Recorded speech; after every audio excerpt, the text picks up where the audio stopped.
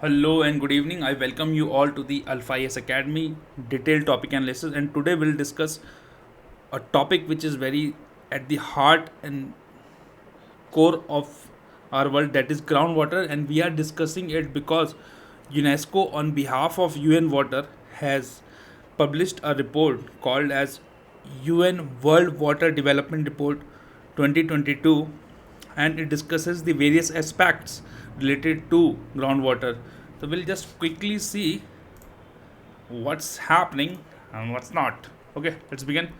तो मैंने आपको रिपोर्ट का नाम बता दिया. रिपोर्ट का जो नाम है वो है ground water making the invisible visible. अब हो क्या रहा है कि ग्राउंड वाटर टेबल हर जगह रिसीड हो रही है. ठीक है, अभी हम सब समझाएंगे आपको जोग्राफी के टर्म्स भी. हर जगह ग्राउंड वाटर रिसीड हो रहा है. उसकी वजह से अगर ग्राउंड वाटर कल तक यहाँ दिखता था तो आज यहाँ पहुँच गया, तो यहाँ तो दिखना बंद ही हो गया है. तो that's why they have title the report making the invisible visible. और ये वर्ल्ड वाटर फोरम जो कि डकार में हो रहा है, डकार सेनेगल में है ना. तो थोड़े सा करंट अफेयर्स देखते रहा करो. डकर कहाँ है? डकर सेनेगल में है. ठीक है, तो will just see the geographical aspect of it. The rocks in which ground water is store are called aquifers. ठीक है, एक्विफायर्स क्या होते हैं? ग्रेवल, सैंडस्टोन, लाइमस्टोन, ये सब क्या. जैसे अगर हम पत्थर लें, अगर थोड़ी सी मिट्टी लें, मिट्टी में अगर पानी डालें तो उसमें वो पानी सोख लेती है. ठीक है, तो एक काइंड का एक्विफायर हो गया. ठीक है, तो थोड़ा सा देख लेते हैं. ये क्लाउड है, बारिश हुई, बारिश से रन ऑफ हुआ पानी. ठीक है, फिर इम्परवियस रॉक्स क्या होते हैं? जिसमें छः छोटे छोटे ना, जिससे पानी पास कर सकता है. ठीक है, या परमिएबल रॉक्स भी बोलते हैं उसको. ठीक है, इम्परमेबल रॉक्स से ये बेड रॉक है, ये इम्परमेबल होगा क्योंकि यहाँ से नीचे फिर पानी का रिसाव नहीं हो सकता. तो ये जो है यहाँ पे पानी जम गया. ठीक है, तो ये आपका एक्विफायर हो गया पूरा. ठीक है, अब ये यहाँ से जहाँ से पानी स्टार्ट हुआ है, ये पूरी वाटर टेबल हो गई आपकी. ठीक है, ये वाटर टेबल हो गई, ये एक्विफायर हो गया. ये इम्परमेबल रॉक्स हो गए, जहाँ से पानी अंदर आ रहा है वो परमेबल रॉक्स हो गए. ठीक है, thus the area where water fills the aquifer is called the saturated zone. ये एक्विफायर पूरा भर गया, ये this is called the saturated zone. The depth from the surface at which ground water is found is called water table. Okay, now ground water availability देख लेते हैं कि कैसे कैसे ग्राउंड वाटर कहाँ कहाँ अवेलेबल है. पहले ग्लोबल लेवल पे देखते हैं. तो ग्लोबल लेवल पे लिक्विड फ्रेश वाटर जो है वो पूरे वाटर का जो अर्थ का जो पूरा वाटर है वो सिर्फ 1% कंसिस्ट करता है. उसमें से भी जो liquid fresh water 99% of this consist of ground water.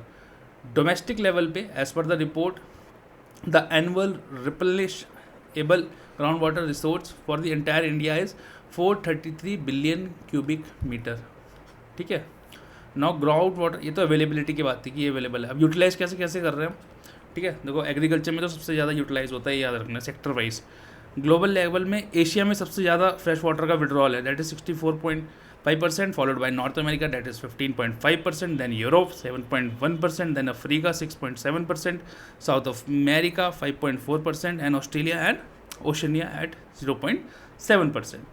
Now groundwater withdrawal by water use sector shows 69% of the total volume is used in agricultural sector, 22% is used for domestic uses and 9% for industrial. तो अगर मैं आपको बोलूँ कि highest से lowest लगाओ तो सबसे ज़्यादा agriculture, then for domestic use, then for industrial use. Okay, industrial use. 10 ground water situation देख लेते हैं. ये देखो, जो रेड वाला एरिया ना, यहाँ तो बहुत ही ज़्यादा ओवर एक्सप्लॉइटेड है भाई एकदम. ठीक है, वेरी सॉरी, आई अपोलोजाइज. तो this is the ground water situation. ये जो ब्लू डॉट हैं ये सेमी क्रिटिकल है. ठीक है, येलो वाले जो हैं वो क्रिटिकल है. और ये तो ये देख रहे हो राजस्थान में, पंजाब, हरियाणा में ये देख रहे हो. That why we are saying that the groundwater exploitation in Punjab and Haryana due to the green revolution is very much, which is leading to the salinization of soil as well as waterlogging problems in these areas.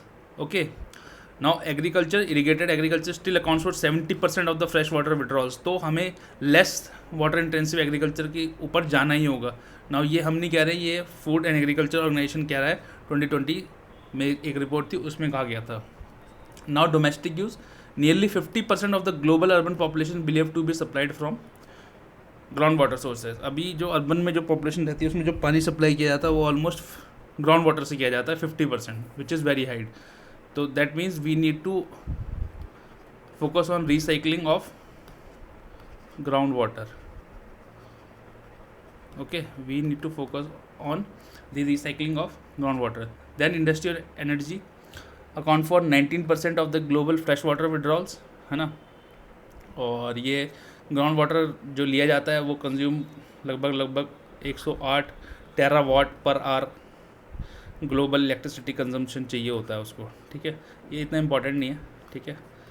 ये याद रखो आपकी 70% agriculture में जा रहा है, 50% लगभग global urban population का जो पानी सप्लाई होता है, ये 70 तो अलग है। जो ग्लोबल अर्बन पॉपुलेशन को जो पानी सप्लाई किया जा रहा है उसमें से 50% ग्राउंड वाटर से आ रहा है, और एनर्जी और इंडस्ट्रियल एनर्जी को भी 19% जो पानी आ रहा है, या टोटल पानी में से 19% जो है वो इंडस्ट्री एंड एनर्जी को दिया जा रहा है, ठीक है। अब डोमेस्टिक लेवल की बात कर लें तो India is the largest user of ground water in the world. That is a very important fact to remember.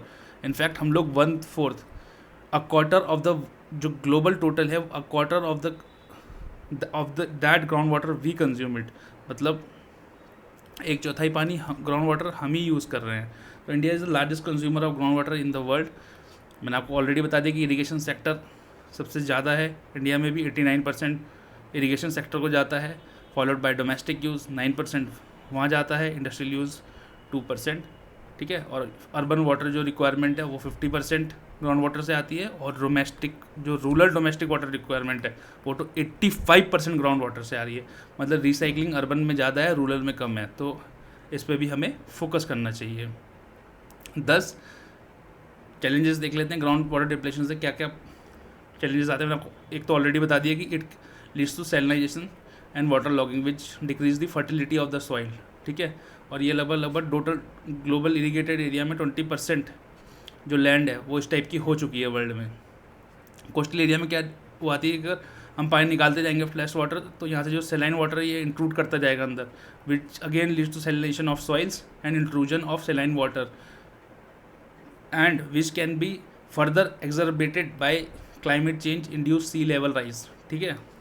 10 it is estimated that agriculture pollution has overtaken contamination from settlements and industries. देखिए contamination भी बहुत ज़्यादा होता है पानी में, ठीक है। उससे क्या होगा कि जो अवेलेबल वाटर ग्राउंड वाटर है, मान लिया हमारे पास 100 था, उसमें हमने 50 कंटेमिनेट कर दिया। अब ये जो कंटेमिनेट हो गया वो तो बेकार हो गया, बचा 50, तो जो हमारे पास available ground water for use होता है वो घट जाता है, ठीक है, ड्रिंकिंग पर्पसेस के लिए या किसी भी यूज़ के लिए, ठीक है। क्लाइमेट चेंज डायरेक्टली इम्पैक्ट करता है natural recharge of ground water को, ठीक है भाई। जितनी ज़्यादा गर्मी बढ़ती जाएगी उतना ज़्यादा इवेपोरेशन होगा, ठीक है, उतनी ज़्यादा वाटर टेबल रिसीड करेंगी, उतना कम पानी आपके स्ट्रीम्स में, वेटलैंड्स में, लेक्स में। हम देखते हैं ना कई बार जो गांव में छोटे छोटे लेक्स होते हैं, तालाब होते हैं, वो बरसात में तो भर जाते हैं लेकिन गर्मियों में वो सूख जाते हैं। क्यों सूख जाते हैं? क्योंकि उनका इवेपोरेशन रेट बहुत हाई हो जाता है उस टाइम। तो इसलिए क्लाइमेट चेंज से क्या हो रहा है भाई, टेम्परेचर घट तो रहा नहीं है, टेम्परेचर बढ़ ही रहा है। तो this is also how the climate change is affecting the ground water depletion. 10 वीक सी फैक्ट देख लेते हैं कि an estimated of 4 billion people live in areas that suffer from severe physical water scarcity for at least 1 month per year. और अगर ये आपको देखनी है तो दिल्ली चले जाना, किसी भी एरिया में रह लेना, कुछ एरियाज़ को छोड़ के, वहाँ 1 महीने क्या वहाँ कई महीनों तक वाटर स्कैरसिटी रहती है, और मंथ में कम से कम 2 से 4-5 बार तो प्रॉब्लम आती ही आती है, ठीक है। ये मैं डोमेस्टिक लेवल की बात कर रहा हूँ। तो 10 अब क्या है कि देखो प्रॉब्लम है तो सॉल्यूशन भी ढूंढना है। सॉल्यूशन को हमने 5 हेड्स में डिवाइड किया है। सबसे पहले ग्राउंड वाटर गवर्नेंस। गवर्नेंस में क्या आता है? मैनेजमेंट आता है, प्लानिंग आती है, पॉलिसी इंप्लीमेंटेशन आता है। तो we need to have a robust management, a good planning and a very good policy that has to be implemented on the ground, that has to be action oriented. ऐसा नहीं कि हाँ बड़ी बड़ी बातें कर दी, हाँ भाई ये कर देंगे वो कर देंगे और हो कुछ नहीं रहा है, ठीक है। In fact that has to be worked at a micro and meso level, ठीक है, छोटे छोटे लेवल पे, क्योंकि हर एरिया की इंडिया में ना डिमांड अलग है। अगर हम one side fits all approach नहीं अपना सकते इंडिया में। हर जगह का टेरेन अलग है, हर जगह की जोग्राफी अलग है। इनफैक्ट मैं आपको बताऊँ, मैं जहाँ एरिया में रहता हूँ मैं जिस एरिया में रहता हूँ वहाँ पानी बहुत है, मैं 3 किलोमीटर अपने घर से आगे जाता हूँ तो वहाँ बड़ा स्कार्सिटी है वाटर की। तो this is how the things work at micro level. Also agriculture productivity को हमने देखना है, क्योंकि हमें भाई जनसंख्या बढ़ रही है तो खाना चाहिए तो अब बायोफ्यूल, पेट्रोल हटा रहे हैं तो बायोफ्यूल चाहिए, अब बायोफ्यूल बनाने के लिए भी तो पानी चाहिए, इंडस्ट्रीज लग रही है, इंडस्ट्रीज लगाने के लिए पानी चाहिए। तो इन सब के लिए ये ज़रूरी है कि हम sustainable intensification of ground water करें, है ना, पानी कम से कम इस्तेमाल करें, ज़्यादा से ज़्यादा रिसाइकलिंग करें, ठीक है। And we have to decrease the water and environmental footprints of agriculture production. भाई सस्टेनेबल एग्रीकल्चर बनाना है, हमें लेस वाटर इंटेंसिव क्रॉप्स लगाने हैं, ठीक है, जिसमें पानी कम इस्तेमाल हो। जो इरीगेशन मेथड्स है वो जैसे ड्रिप इरीगेशन है उसका इस्तेमाल करें। इस तरीके से एग्रीकल्चर प्रोडक्टिविटी भी बढ़ेगी और जो पानी का इस्तेमाल हो रहा है उसमें वो भी घटेगा, ठीक है। अफोर्डेबल ग्राउंड वाटर, अब देखो जो रह रहा है पानी का इस्तेमाल तो मैं कह रहा हूँ हर व्यक्ति करता है इस दुनिया में, है ना, और ये एक ऐसी चीज़ है जिसको आप बहुत महंगा नहीं कर सकते, तो इसको आपको अफोर्डेबल रखना ही होगा, ठीक है। और उसको आप महंगा कर दोगे तो there is something called as फिर अर्बन पॉवर्टी आ जाएगी। भाई अगर बिल, ये पानी का बिल मैं कह रहा हूँ 10,000 आने लगेगा तो लोग तो वैसे ही गरीब हो जाएंगे, है ना। अभी भी पानी का बिल आता है, तो we can not create an exorbitant cost for ground water, we have to keep it affordable, ठीक है।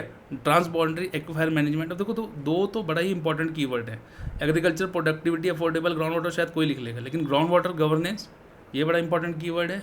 देन ट्रांसबाउंड्री एक्विफायर मैनेजमेंट, भाई मैं एग्जांपल देता हूँ आपको। पैंगोंग सो लेक जो है वो 1/3 इंडिया में है, 2/3 चाइना में है। अगर चाइना उसको कंटेमिनेट कर दे तो इंडिया का 1/3 भी गया, या इंडिया उसको कंटेमिनेट कर दे तो चाइना का 2/3 भी गया।